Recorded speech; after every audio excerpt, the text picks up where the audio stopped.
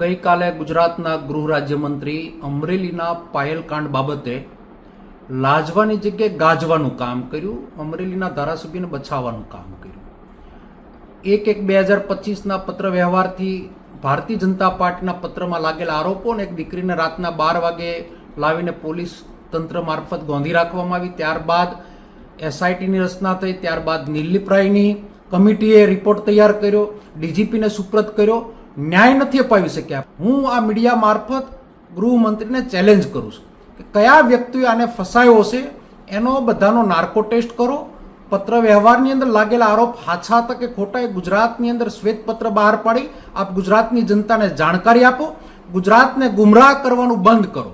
DGP મારફત તમે એક એવું ષડયંત્ર કર્યું કે 100 કલાકમાં ગુનેગારોની યાદી બનાવો.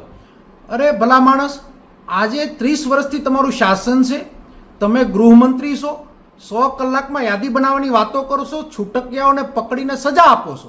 મોટા મગરમચ્છો ખુલ્લે આમ ફરે છે, અમરેલીની અંદર પણ ગુનેગારો ખુલ્લે આમ ફરે છે અને તમે વિધાનસભા મારફત અમરેલીની એક પીડિત દીકરીને ન્યાય અપાવવાની જગ્યાએ અન્યાય કરી રહ્યા છો અને તમારા સાઠા બનેલા ધારાસભ્યને બસાવી રહ્યા છો. શરમની જેવી જો કોઈ આપણને અક્કલ જેવું કંઈ હોય તો આપણે શરમ અનુભવવી જોઈએ.